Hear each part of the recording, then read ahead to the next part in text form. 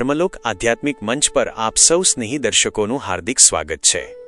જીવનની સફરમાં જ્યારે રસ્તાઓ મુશ્કેલ અને પથરાળ લાગવા માંડે ત્યારે હતાશ થવાને બદલે મનને એક સકારાત્મક દિશા આપવી જોઈએ। મુશ્કેલ માર્ગો હંમેશા એ વાતનો સંકેત આપે છે કે તમે સાચી દિશામાં આગળ વધી રહ્યા છો, કારણ કે સરળ અને ટૂંકા રસ્તાઓ અવારનવાર ભીડ તરફ દોરી જાય છે, કોઈ ચોક્કસ મંઝિલ તરફ નહીં। આજે આપણે એક અત્યંત મહત્વપૂર્ણ વિષય પર વિગતવાર ચર્ચા કરવા જઈ રહ્યા છીએ અને આ ખાસ પ્રસ્તુતિ સિંહ રાશિના જાતકો માટે તૈયાર કરવામાં આવી છે। જૂન 2026નો આ નવો મહિનો તમારા જીવનમાં કેવા પરિવર્તનો લઈને આવી રહ્યો છે તેનું સંપૂર્ણ આકલન આપણે ખૂબ જ વાસ્તવિકતા સાથે કરીશું।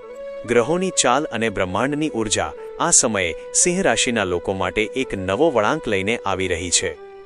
આ મહિનાની શરૂઆતમાં જ એટલે કે 2 જૂનના રોજ દેવગુરુ બૃહસ્પતિ કનિષ્ઠ અવસ્થામાંથી બહાર આવીને કર્ક રાશિમાં પ્રવેશ કરશે અને ઉચ્ચના બનશે।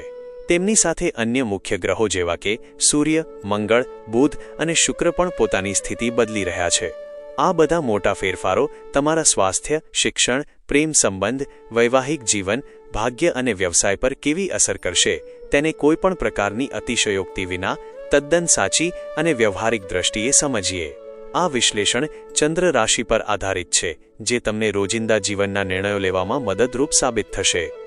સૌપ્રથમ સિંહ રાશિના જાતકોના સ્વાસ્થ્ય અને શારીરિક ઉર્જા વિશે વાત કરીએ। આ મહિને તમારી રાશિના પ્રથમ ભાવમાં કેતુ અને 7મા ભાવમાં રાહુની સ્થિતિ બનેલી છે।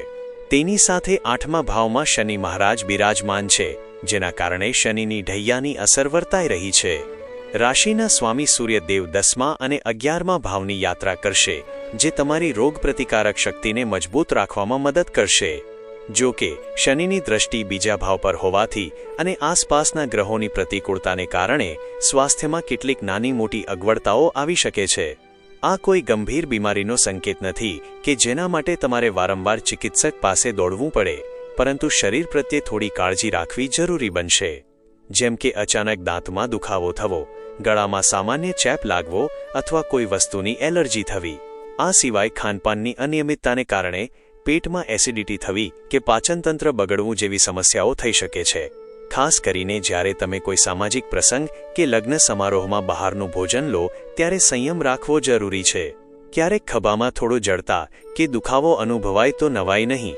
આ બધી બાબતો તમારી વ્યક્તિગત કુંડળીમાં સૂર્યની સ્થિતિ અને ચાલી રહેલી દશા પર પણ આધાર રાખે છે, પરંતુ ગોચરના પ્રભાવથી એટલું ચોક્કસ કહી શકાય કે સ્વાસ્થ્ય સામાન્ય રીતે સારું રહેશે, બસ નાની બાબતોને અવગણવી નહીં। શિક્ષણ અને વિદ્યાર્થી જગતની વાત કરીએ તો સિંહ રાશિના ભણતા વિદ્યાર્થીઓ માટે આ મહિનો પરિવર્તનથી ભરેલો રહેશે। વિદ્યાના સ્થાનના સ્વામી ગુરુ 2 જૂનથી 12મા ભાવમાં જઈ રહ્યા છે। આ સ્થિતિ દર્શાવે છે કે જે વિદ્યાર્થીઓ પોતાના ઘર કે વતનથી દૂર જઈને ઉચ્ચ શિક્ષણ મેળવવા માંગે છે તેમના માટે માર્ગ મોકળો થશે।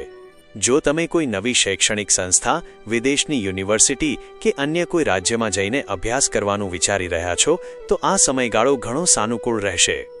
આ સમય દરમિયાન તમે કોઈ નવી પ્રતિષ્ઠિત કોચિંગ ક્લાસમાં જોડાઈ શકો છો અથવા ભણવાના અર્થે મુસાફરી કરવી પડે તેવા યોગ બનશે।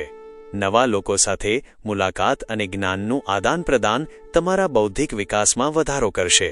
15મી જૂન પછી જ્યારે સૂર્યદેવનું ભ્રમણ બદલાશે ત્યારે તેમની શુભ દ્રષ્ટિ વિદ્યાસ્થાન પર પડશે। જો તમે સરકારી નોકરી કે કોઈ સ્પર્ધાત્મક પરીક્ષાની તૈયારી કરી રહ્યા છો અને મધ્ય જૂન પછી તમારી પરીક્ષા આવી રહી છે તો સૂર્ય અને મંગળની અનુકૂળતાને કારણે તમને ઉત્તમ પરિણામ મળી શકે છે। અભ્યાસ બાબતે ચિંતા છોડીને માત્ર સખત પરિશ્રમ પર ધ્યાન કેન્દ્રિત કરવું હિતાવહ છે। પ્રેમ અને અંગત સંબંધોની વાત કરીએ તો આ મહિનો સિંહ રાશિના પ્રેમી પંખીડાઓ માટે મિશ્રિત અનુભવો લઈને આવશે। એક તરફ શુક્ર અને બુધ જેવા સૌમ્ય ગ્રહોની દ્રષ્ટિ પ્રેમ ભુવન પર હોવાથી પરસ્પર આકર્ષણ, લગાવ અને મધુરતા જળવાઈ રહેશે, પરંતુ બીજી તરફ 8મા ભાવમાં બેઠેલા શનિની દ્રષ્ટિ પણ આ સ્થાન પર પડી રહી છે અને 21મી જૂન પછી મંગળનો પ્રભાવ પણ જોવા મળશે। આ ક્રૂર ગ્રહોની દ્રષ્ટિને કારણે સંબંધોમાં અચાનક ઉતાર ચઢાવ આવી શકે છે। ક્યારેક તમને એવું લાગશે કે તમારો સાથી તમારી દરેક વાત સમજે છે અને અદ્ભુત તાલમેલ જોવા મળશે, પણ વળી પાછું અચાનક કોઈ અગમ્ય કારણોસર કે જૂની બાબતોને લઈને વિવાદ કે બોલાચાલી થઈ શકે છે। આ દલીલો પાછળ કોઈ મોટું કારણ નહીં હોય, માત્ર અહમનો ટકરાવ કે ગેરસમજ જવાબદાર હોઈ શકે છે। તેથી જ્યારે પણ આવી સ્થિતિ સર્જાય ત્યારે વાણી પર સંયમ રાખવો અને શાંતિથી મામલો થાળે પાડવો. સંબંધોમાં વિશ્વાસ અને ધીરજ જાળવી રાખવી ખૂબ જ જરૂરી છે.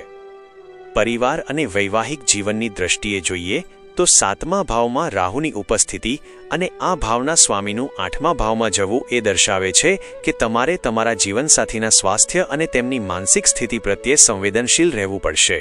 જીવનસાથીને અચાનક શારીરિક થાક, ત્વચાની એલર્જી, આળસ કે કોઈ અજ્ઞાત ચિંતા ઘેરી શકે છે.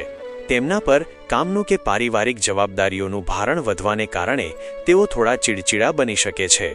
આવી પરિસ્થિતિમાં તેમની ટીકા કરવાને બદલે તેમની લાગણીઓને સમજવાનો પ્રયત્ન કરજો. ક્યારેક વૈવાહિક જીવનમાં એવું બની શકે કે તમે જે અપેક્ષાઓ તમારા જીવનસાથી પાસેથી રાખી હોય તે પૂરી ન થાય, જેના કારણે મનમાં થોડો અસંતોષ રહી શકે. પરસ્પર વિશ્વાસ મજબૂત રાખીને આ સમયગાળો પસાર કરવો યોગ્ય રહેશે. ભાગ્ય, કારકિર્દી અને વ્યવસાય ક્ષેત્રે સિંહ રાશિના જાતકો માટે આ મહિનો ઘણો પ્રગતિશીલ સાબિત થઈ શકે છે. ભાગ્યસ્થાનના સ્વામી મંગળ પોતાના જ ઘરમાં બિરાજમાન હોવાથી તમને નસીબનો પૂરો સાથ મળશે. લાંબા સમયથી અટકેલા કાર્યો ફરી શરૂ થશે અને મનમાં કોઈ નવું મંગળ કાર્ય કે ધાર્મિક આયોજન કરવાની ઈચ્છા જાગશે. જો તમે કોઈ નવું સાહસ શરૂ કરવા માંગો છો તો ભાગ્યનો સિતારો બુલંદ હોવાથી તમે સાચી દિશામાં આગળ વધી શકો છો. કારકિર્દીની વાત કરીએ તો 10મા ભાવમાં સૂર્યની મજબૂત સ્થિતિ તમને કાર્યક્ષેત્રમાં માન સન્માન અપાવશે. જો કે 8મી જૂન પછી શુક્રનું ભ્રમણ બદલાતા અને શનિની દ્રષ્ટિ કાર્યસ્થળ પર હોવાને કારણે નોકરીમાં જવાબદારીઓ અચાનક વધી શકે છે. વધુ પડતા કામના બોજને લીધે ક્યારેક મનમાં ઉદાસીનતા કે કામ બદલવાનો વિચાર આવી શકે છે. નવી નોકરી માટે ઇન્ટરવ્યૂ આપવાના વિચારો પણ મનમાં આવી શકે છે. વ્યવસાય કરતા લોકો માટે 22મી જૂન સુધીનો સમય ઘણો નફાકારક રહેશે, પરંતુ મહિનાના અંતિમ દિવસોમાં વ્યાપારિક ખર્ચાઓ વધી શકે છે અથવા કોઈ કામમાં થોડી અડચણો આવી શકે છે, જેના માટે અગાઉથી નાણાકીય આયોજન કરવું જરૂરી છે. આ મહિના દરમિયાન ગ્રહોની પ્રતિકૂળતાને શાંત કરવા અને સકારાત્મક ઉર્જા મેળવવા માટે કેટલાક સરળ અને સાત્વિક ઉપાયો કરવા જોઈએ. શનિની ઢૈયાની અસરો ઓછી કરવા માટે દરરોજ નિયમિતપણે શનિદેવના બીજ મંત્ર ઓમ પ્રામ પ્રીમ પ્રોમ શનૈશ્ચરાય નમઃનો એક માળા એટલે કે 108 વાર જાપ કરવો અત્યંત કલ્યાણકારી રહેશે. આ સાથે રોજ હનુમાન ચાલીસાના પાઠ કરવાથી અજ્ઞાત ભય અને અવરોધો દૂર થાય છે.